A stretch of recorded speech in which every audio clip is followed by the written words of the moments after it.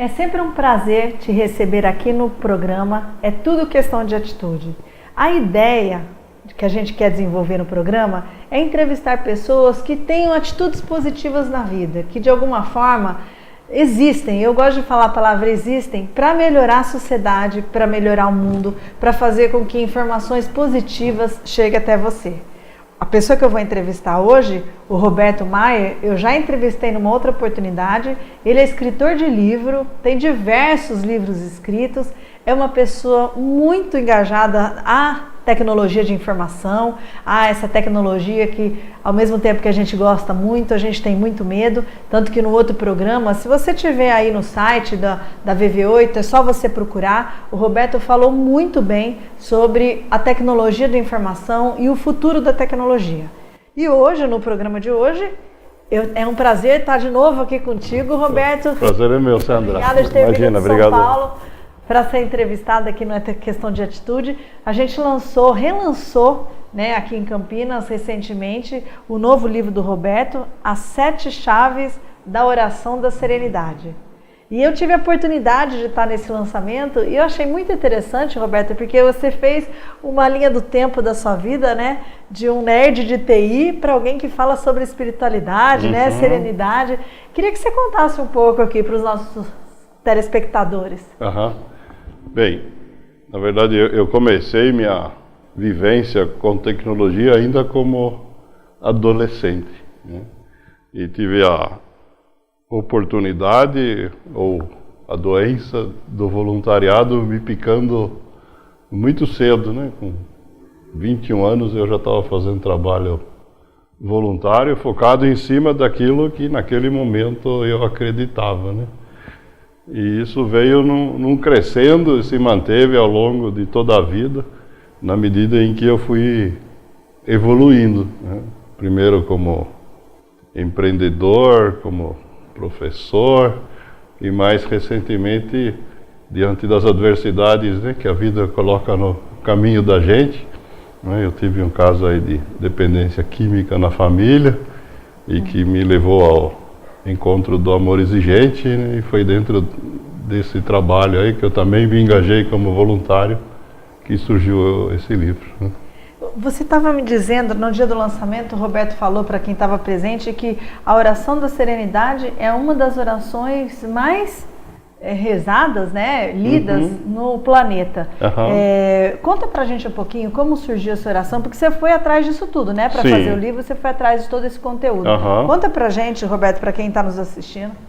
De fato, a oração da serenidade, ela é relativamente desconhecida para quem nunca passou pelos chamados grupos de apoio mútuo, né, como são os alcoólicos anônimos, os narcóticos anônimos, o próprio amor exigente e diversos outros, né?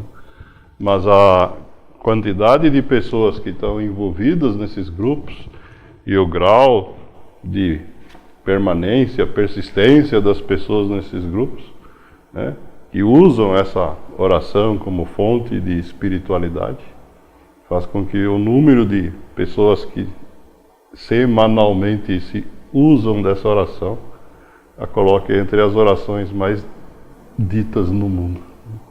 Que interessante. E engraçado que a gente fala a palavra serenidade, né? Eu não sei há quantos anos tem essa oração, mas é o que a gente mais precisa hoje em dia, né, Roberto? Até por causa da tecnologia de informação, né? Porque a gente vê os jovens de hoje, né, a atualidade, estão sempre com muita pressa. Eu sei porque lá em casa com filhos pequenos, esses dias eu queria saber o valor de um palestrante, né? E entrei num site e comecei a ler o site todo. E aí meu filho falou assim, tá aqui, mãe, R$6.000 a hora, dependendo do palestrante. Então assim, para que você tem que ler tudo para saber o que você quer saber? Então parece que eles não têm mais serenidade, né? Eles não têm mais essa paciência que é fundamental, né, Roberto? Com certeza, né? O que a oração da serenidade, na verdade, coloca para nós, né, é que a gente precisa disso até para enfrentar as dificuldades, né?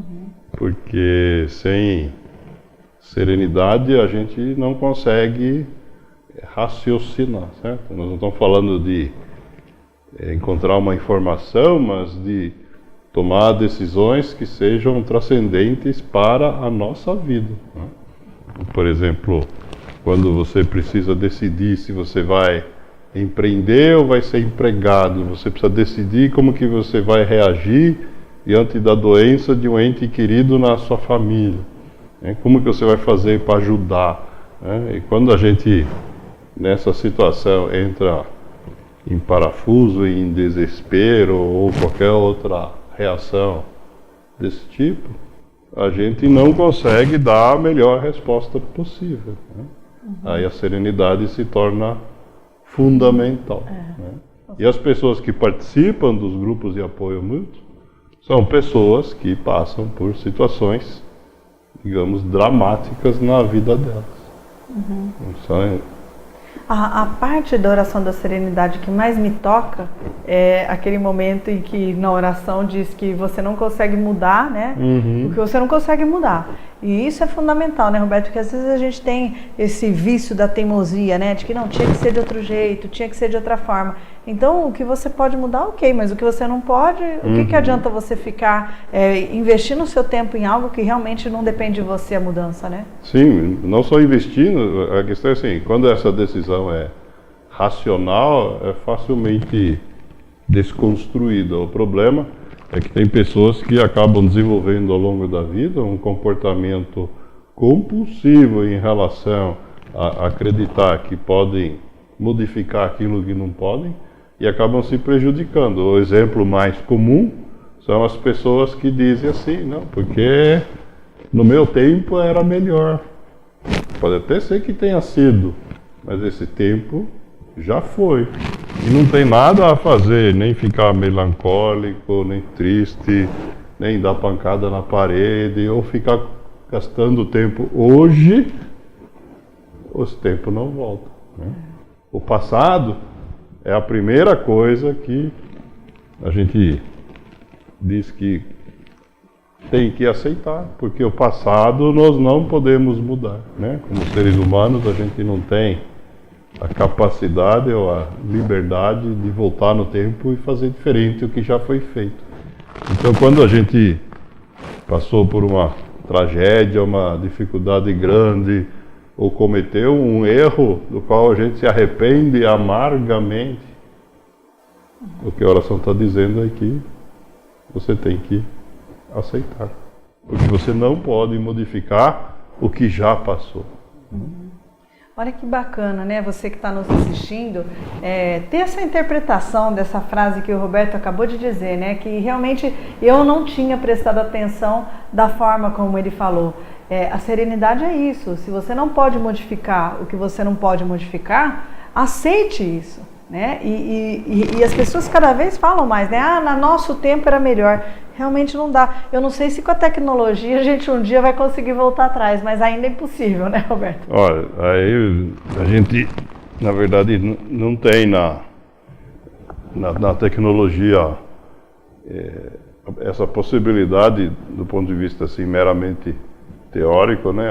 A ciência quântica até especula sobre essa possibilidade, mas do que eu conheço de ciências, né? Isso não vai poder ser possível para um corpo do tamanho de um ser humano, né? Interessante é que o homem é tão curioso que ele vai achando que é possível, né? Tem muitas interpretações muito fantasiosas, né? Isso acontece hoje com a física quântica, né? Tem gente que acha que vai conseguir atravessar a parede sem se machucar, né? Tá certo? E de fato existe essa possibilidade, só que ela é tão pequena, essa probabilidade, né? Que em todo o tempo que o universo existe nunca aconteceu. Tá vendo? Tá vendo? Não é tão fácil mudar. E Roberto, é interessante que assim, eu converso com bastante gente aqui no programa e eu vejo que você está completamente nos dois extremos, né? Porque uma pessoa ligada à tecnologia, ela realmente é muito racional, né? Ela tem que ser. Análise de sistemas, enfim, você é muito racional. E é uma pessoa muito racional. E ao mesmo tempo, você lançou um livro, né, e não foi seu primeiro, de algo completamente espiritual, né? Nós estamos falando da oração da serenidade. Como é que aconteceu isso? Você, com certeza, Você sempre foi um ser muito espiritual, né? Talvez não soubesse, mas sempre foi, né? Na verdade, assim, uma das coisas que eu sempre tive preocupação, desde que eu comecei a elaborar meus raciocínios mais sofisticados, no começo da adolescência, comecei a ler livros de filosofia, estudar ciência mais a fundo, eu sempre me preocupei com a questão do limite da capacidade da mente humana. Inclusive, esse é um tema que eu abordo nos apêndices do livro, porque a gente tem, para fazer um flash aí da história da humanidade nos últimos poucos milênios, um período de alguns milhares de anos, que vai até o final da Idade Média, onde a crença religiosa ou a fé foi predominante na estruturação da sociedade humana. Só para dar um exemplo, os reis eram reis pela graça de Deus, né? Agora, nunca vi ele chegando e colocando a coroa em ninguém deles, né? Não tem nenhum quadro sequer desse jeito. E a partir do Renascimento, o Iluminismo, a Revolução Francesa, a evolução das ciências a partir do Newton na mecânica e a matemática, cálculo, etc., acabou, na verdade, levando a esse desenvolvimento tecnológico que nós temos hoje. Mas junto com isso veio uma crença que se estabeleceu muito firmemente no século XIX, de que esse caminho baseado no racional seria capaz de, com tempo suficiente de desenvolvimento, explicar tudo o que acontece no mundo. E essa crença persiste até hoje, embora a própria ciência, no começo do século XX, tanto na física como na matemática, já provou que isso não é possível. Mas tem muita gente que ainda acredita que seja, né? Porque é um movimento de séculos e séculos, né? E eu sempre tive essa preocupação, né? Tem uma frase famosa do Einstein também, né, que é inspiradora nesse aspecto, né, que ele dizia, né, que Deus começa onde a ciência termina, né? E se a ciência está dizendo que ela tem um limite definido, então nós precisamos, na verdade, olhando para a história, né, para fechar o raciocínio, é como se a gente estava num extremo, foi para o outro, e o que nós precisamos agora é encontrar um ponto de equilíbrio no meio do caminho. Olha, a gente finaliza o primeiro bloco desse programa com essa mensagem muito bonita do Roberto, essa interpretação da história e de como nós seres humanos somos, né? É preciso chegar no equilíbrio. A gente vai para um rápido apoio cultural e a gente já volta.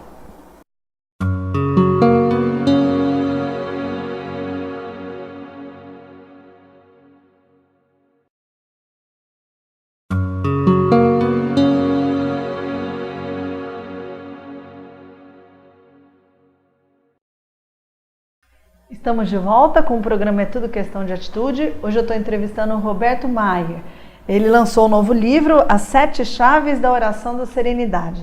E a gente finalizou o primeiro bloco, ele falando para a gente, né, o quanto o ser humano foi desse raciocínio, né, da lógica, e depois para o outro extremo, né, da espiritualidade, e como é importante o equilíbrio, né? Aristóteles já dizia que a grande virtude é o equilíbrio, né? É quando a gente está em equilíbrio, isso tanto na nossa vida, como no planeta, como em todo o universo. E Roberto, você sabe que tem horas que eu converso com a nova geração e eu fico com a sensação de que em pouco tempo, daí esse pouco tempo pode ser 50 anos ou mais, né? A gente estava falando de histórias de milênios de história, as pessoas não vão estar mais preocupadas com a religião, elas vão estar preocupadas com a espiritualidade. Mas a religião em si vai ser algo que a gente vai falar, nossa, por que isso existiu, né? Por que separou tanta gente? Esses dias eu entrevistei uma menina em que ela disse que ela ainda sente preconceito, machismo, né, na nossa sociedade. E eu falei para ela, calma, é questão de pouco tempo, porque isso está se igualando, os homens estão reconhecendo esse poder das mulheres, as mulheres também estão reconhecendo que é importante todo mundo na sociedade. Em relação à espiritualidade, o que é que você nos traz do teu conhecimento? Bom, de fato, esse livro, ele é um pedaço dessa evolução, né? Porque esse livro, na verdade, ele foi inspirado na oração da serenidade, mas o conteúdo visa trazer elementos de espiritualidade, não desvinculados de religião, mas sem impor nenhuma religião, né? A religião, ela é um conjunto de crenças, de ritos, de hábitos que as pessoas antigamente tomavam os seus ancestrais por mera convivência e pela incapacidade física de conhecer outros, né? Porque a comunicação era limitada. Hoje as pessoas têm a opção, é muito comum ao longo da vida mudarem de religião. Mas a essência que todas elas têm em comum, né? Que nada mais é do que a gente se importar com o outro, né? Ela é o que a gente chama de espiritualidade, né? E as palavras-chave, né, da oração que eu escolhi, elas na verdade retratam uma boa parte desse universo da espiritualidade. Então, quando a gente fala em serenidade, em coragem, em sabedoria, a gente fala em alegria, mesmo em fé ou em força, né? No caso a força interior, a gente está trabalhando exatamente esses elementos.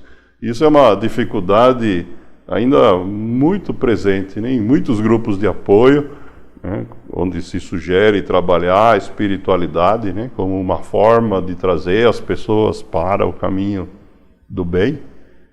Tem muitas pessoas que confundem isso com o exercício da sua religiosidade individual, né? O primeiro passo ao conviver com pessoas, né, de religiões diferentes, e que já é um grande passo, é que a gente desenvolve a tolerância, né? Guerras religiosas na história, nós sabemos que tiveram muitas, né? Mas o segundo passo é a gente criar esse alicerce para esse novo mundo, que não importa, né? No livro tem histórias das mais diversas culturas. Não importa se a sua crença é de um índio Cherokee, se a sua crença é do taoísmo chinês, se é da cultura da civilização judaico-cristã ou muçulmano, não importa. Todos eles têm em comum um conjunto de coisas que todo ser humano deveria praticar. Que cá entre nós são as virtudes, né? Que é a coragem, a sabedoria, a justiça, que realmente é independente de religião. Como o Roberto falou, né? É uma força interna, e que você sabe que existe. Quando você começou a falar disso, Roberto, eu lembrei muito do Embaixadores da Prevenção, que é essa organização que eu fundei, inclusive com o apoio do Padre Haroldo, porque quando a gente perguntava o que são virtudes para vocês, para educadores, os educadores não sabiam responder, mas eu não queria saber a teoria da palavra virtude, eu queria saber, você tem uma noção do que significa virtude? E os educadores não sabiam, né? Se eu perguntasse o que era vício, imediatamente. Então parece que a gente tem essa tendência de ver o lado obscuro, né? E na oração da serenidade, o pouco que eu conheço ela, não estudei como o Roberto, mas por trabalhar muitos anos com o Padre Haroldo, era uma oração frequente na minha vida, você aprende a entender as suas virtudes, porque a palavra serenidade é algo muito forte, né? Com certeza, com certeza. E complementando o que eu disse antes, né, essa questão da espiritualidade, ela é inclusive compatível com aquelas pessoas que se declaram ateus, né? Esse é outro trecho do livro aí que eu analiso essa situação, mas que essencialmente é baseado, né, a ideia que eu trago é que, como seres humanos, nós temos uma série de capacidades que nos distinguem dos animais. Então, quando um animal vai comer outro, ele não pensa no que o irmão ou o cônjuge daquele animal que ele está comendo vai sentir, né? Nós temos essa capacidade. Quando a gente se preocupa com o próximo, tenta ajudar os outros, né? cria regras de convivência, né? Quando a gente pensa no que nós vamos fazer amanhã ou reflete sobre aquilo que a gente fez no passado, certo ou errado, e modifica nosso comportamento em função disso. Os animais não têm essa capacidade. O filhote de um cachorro será um cachorro e terá os mesmos comportamentos que o pai dele, o avô, o bisavô, né? Então não tem essa capacidade de questionamento. E ao trabalhar esses elementos que como seres humanos nos tornam singulares nesse ecossistema que a gente vive, isso já nos leva para a espiritualidade automaticamente. Não importa se a gente não tem a crença em nada, se a gente achar que o poder superior é a mãe natureza, o próprio ecossistema, ou mesmo se for um ser tão racional que achar que o poder superior seja a ciência. Ainda assim, ele tem que refletir para conseguir fazer isso, e isso vai fazer com que ele exercite esses elementos da espiritualidade que inclui as virtudes. E se nós formos analisar bem o que o Roberto acabou de falar para a gente, né, essa explicação tão bonita sobre nós seres humanos, fica muito claro e evidente que a gente tem essa tendência de só melhorar o mundo, ou pelo menos deveria ficar essa mensagem, né? Porque se nós somos os únicos seres vivos do planeta que realmente tem capacidade para refletir, por que é que a gente não aprende com o passado, né? É o que o Roberto começou no começo do programa, a gente não muda o passado, mas a gente pode mudar o que a gente vai fazer daqui para frente. Interessante, uma das peças teatrais dos Embaixadores, que fala sobre a virtude da humanidade, é um rapaz que ele fez muita coisa errada, ele nunca cuidava dos meninos de rua, ele não respeitava quem estava ligado à arte, e um dia ele conversou com uma pessoa e ele percebeu que isso ele tinha que mudar, que não dava para ele mudar o passado, as pessoas que ele já tinha maltratado, mas ele poderia fazer diferente no futuro, né? Essa é a maior prova de que a gente só deveria estar melhorando a sociedade, né, Roberto? A gente pode refletir. Com certeza, isso passa, na verdade, né, o processo de melhorar o mundo passa, em primeiro lugar, por melhorar a gente, né? E a situação mais dramática que eu conheço, nessa situação de se auto-melhorar, é das pessoas que se arrependem de ter feito uso, por exemplo, de drogas, né, que entram num processo de recuperação. E ele não vai poder mudar o passado dele no sentido de, não, esconder ou ignorar. Isso vai estar presente para o resto da vida dele. Agora, a questão fundamental que eu costumo, espiritual, né, que eu coloco para essas pessoas, para raciocinar e para encorajar, é assim. Isso, inclusive, em várias religiões, é objeto de discussão, né? Aos olhos de Deus, do poder superior, conforme a crença aí de cada um, quem seria um ser humano melhor? Aquele que nunca errou ou aquele que errou e se arrependeu? Né? E em todas as que eu tive a oportunidade de estudar, né, aquele que errou e se modificou é mais valorizado do que quem nunca errou. Por quê? Justamente porque ele teve forças para se melhorar. É uma pessoa que se esforçou para evoluir. Gente, dá mais um programa com o Roberto. Olha a riqueza do que ele falou, do que ele sempre fala aqui para nós. O programa chegou ao fim, mas assim, eu ficaria horas e horas conversando e tentando entender a profundidade do que ele falou, né? Quando você se arrepende, você tem dificuldade de modificar. Agora, quando você entende que você foi aquela pessoa, mas que você pode ser cada vez melhor, é realmente a transformação que a gente precisa na sociedade. Roberto, muito obrigada pela sua participação. Eu sempre acho que meia hora é pouco para você. Obrigado, eu que agradeço e estou à disposição aí para quando achar que é oportuno continuarmos. Obrigada. E a você que nos assistiu, te espero sempre aqui no programa É Tudo Questão de Atitude. Até o próximo.